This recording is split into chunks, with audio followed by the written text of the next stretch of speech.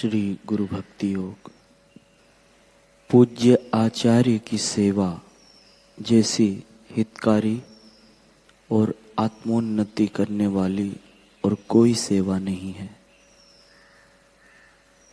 सच्चा आराम देवी गुरु की सेवा में निहित है।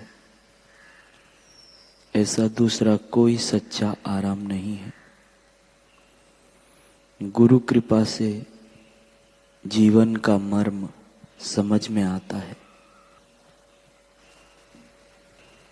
किसी भी प्रकार के स्वार्थ हेतु के बिना आचार्य की पवित्र सेवा जीवन को निश्चित आकार देती है। वेदांत की थोड़ी बहुत पुस्तकें स्वतंत्र रीति से पढ़ लेने के बाद यूं कहना कि ना गुरु ना शिष्य है, यह सत्य के खोजी के लिए एक महान भूल है। कभी कभी शिष्य के पापों को हर लेने से गुरु को शारीरिक पीड़ा भुगतनी पड़ती है। वास्तव में गुरु कोई भी शारीरिक रोग या पीड़ा नहीं भोगते, किंतु बहुत भक्ति भाव और तत्परता से गुरु की सेवा करके अपने हृदय को पवित्र बनाने के लिए शिष्य को प्राप्त यह एक विरल मौका होता है। पुण्यशाली आचार्य का उत्तम विचार शिष्य को पार्थिवता और इंद्रिय विषयक जीवन से ऊपर उठने में सहाय रूप है। उप माने पास, नी माने नीचे, शद माने बैठना। उपनिषद माने आचार्य के पास नीचे बैठना। शिष्यों का समूह ब्रह्म के सिद्धांत का रहस्य जानने के लिए आचार्य के पास बैठता है। पवित्र शास्त्रों का गूढ़ रहस्य और प्राचीन सिद्धांतों का अर्थ केवल पुस्तकें पढ़ने से या पांडित्यपूर्ण भाषण सुनने से समझ में नहीं आता। जो भाग्यशाली शिष्य गुरु के साथ आजीवन रहकर उनकी सेवा करते हैं और गुरु के प्रति आदर तथा भक्ति भाव रखते हैं, उनको तत्वमसि अहम ब्रह्मास्मि सर्वम खलिदम ब्रह्म अयम आत्मा ब्रह्म आदि उपनिषदों के कथन अच्छी तरह समझ में आते हैं और उनके अर्थ का साक्षात्कार होता है। गुरु कृपा आत्मा का अंतर्दर्शन कराती है। अनेक बार की विनती और कठिन कसौटी के बाद ही सद्गुरु अपने विश्वसनीय शिष्य को उपनिषद की रहस्य विद्या प्रदान करते हैं। उपनिषद की परंपरा के मुताबिक आचार्य ब्रह्म विद्या का रहस्य अपने योग्य पुत्र अथवा तो विश्वसनीय शिष्य को ही दे सकते हैं और किसी को भी नहीं। फिर वह चाहे कोई भी हो और भले ही चारों ओर से पानी से आवृत वैभव से समृद्ध सारी पृथ्वी गुरु को देने के लिए तैयार हो।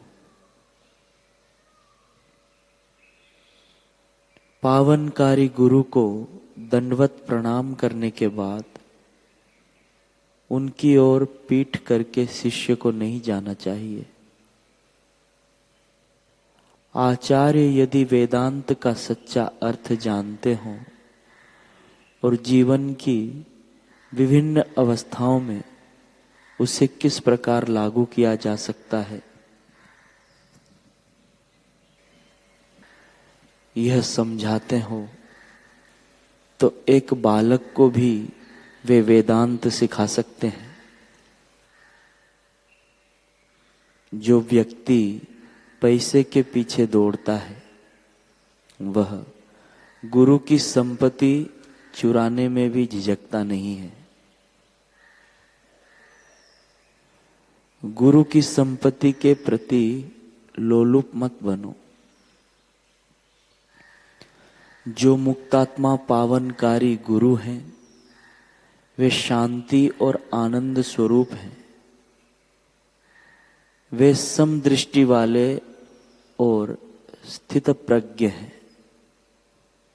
उनके लिए मान अपमान स्तुति निंदा सुख दुख समान है।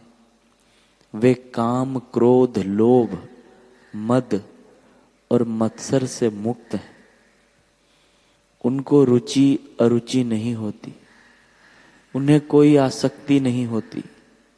वे बालक जैसे निर्दोष फिर भी ज्ञान के भंडार हैं। वे अपनी उपस्थिति मात्र से या कृप दृष्टि से ही शिष्यों के संशय दूर करते हैं।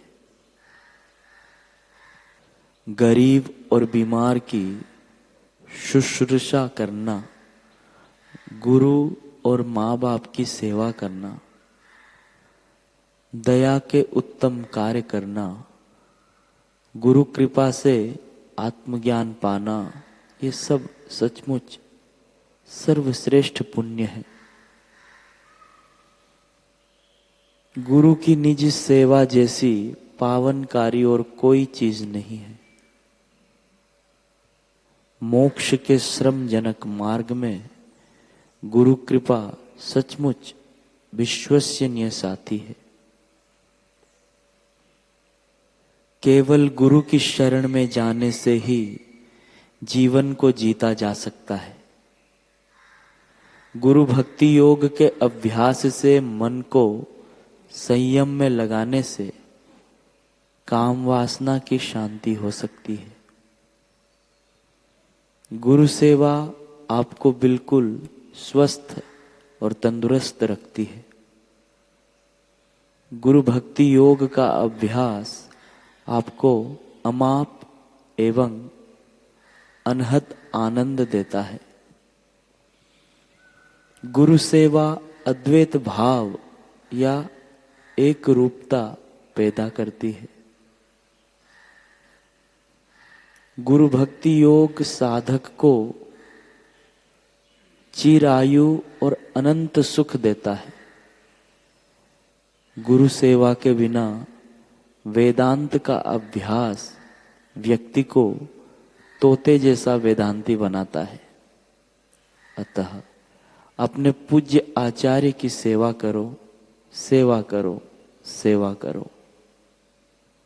अपने दैनिक जीवन में मार्गदर्शन के लिए प्रत्येक क्षण पूज्य गुरु की प्रार्थना करो। जो प्रार्थना शिष्य के निखालिस पवित्र हृदय से निकलती है उसे गुरु की ओर से तत्काल प्रत्युत्तर मिलता है। जो साधु संत पूज्य गुरु हैं उनके पास श्रद्धा भक्ति और नम्रता पूर्वक जाओ। ज्ञान रूपी औषध लो। संपूर्ण आज्ञाकारिता पथ्य है, तभी अज्ञान रूपी रोग पूर्णतः निर्मूल होगा और आप सर्वोच्च सुख का अनुभव कर सकेंगे।